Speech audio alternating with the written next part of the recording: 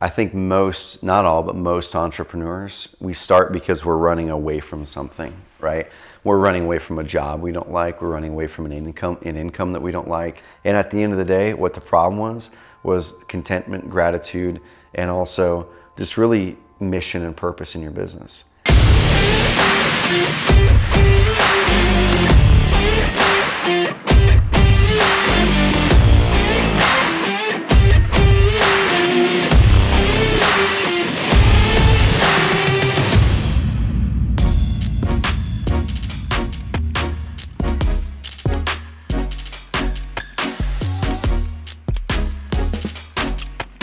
So Carrot Camp, man, was crazy awesome. So Saturday, Sunday, people started to fly in. And what Carrot Camp is a 2.5-day immersive event, an experience where we bring in a small handful of real estate investors, real estate agents, high-end people, not beginners, nothing against beginners, but we want to make this really, really focus on the person who we can up-level in life and business. I'm always crazy pumped to meet these guys and gals because we've had some people asking, like, why aren't we having this thing in San Diego or Florida or somewhere cool, you know? And it's like, because we think this is cool, like we want to get them here. And every single time they leave this place, they go, man, like now I see why you guys live here in Roseburg, which is pretty sweet. Hey, what's up guys? It's Max here. We're at day one at Carrot Camp and it's pretty interesting. This is the first time I've actually been to a mastermind where half of the day is inside learning in other people's business and the other half is outside on trails by the beautiful river you see behind us, learning more about the person that's behind the business. So I think if you really want to like expand your mind and get to meet great people, Carrot Camp is like an awesome place to be, and you should really invest in yourself and come out to a Carrot Camp if you have the chance. Just awesome. I think that the biggest takeaways, there are a lot of really great tips, there are a lot of really great executionable things for people for their business, for growing their leads or building their system or things like that.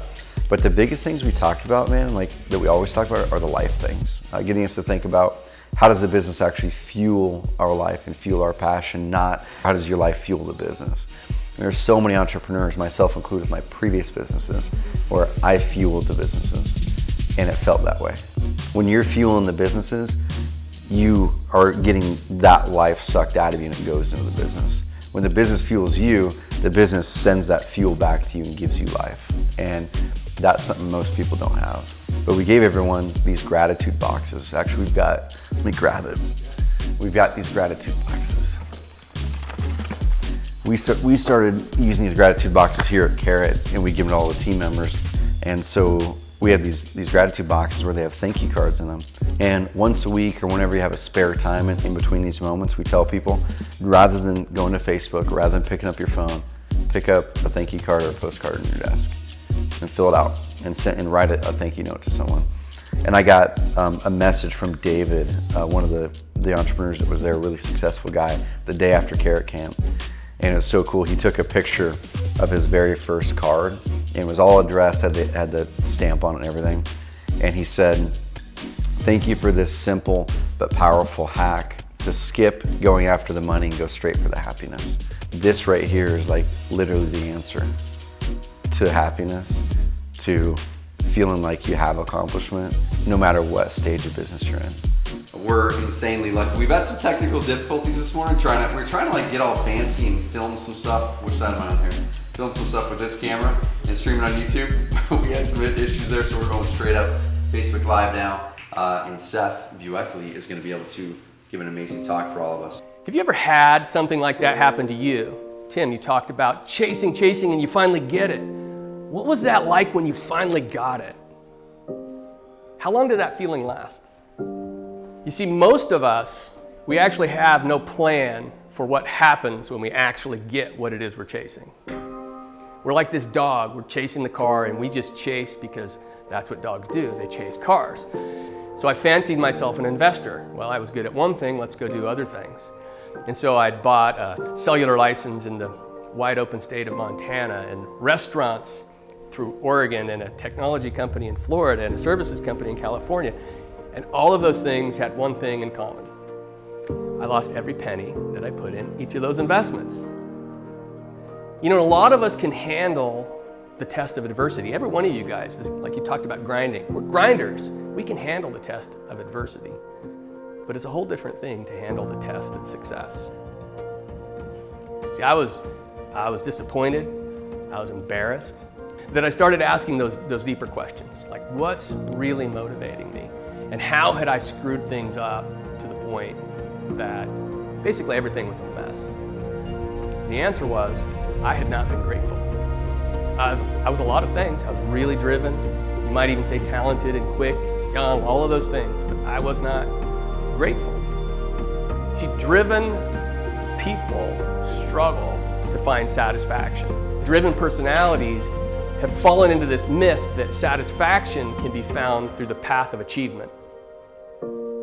But satisfaction doesn't live on the other side of achievement. I haven't found that. For me, what I've found is that satisfaction lives on the other side of gratitude.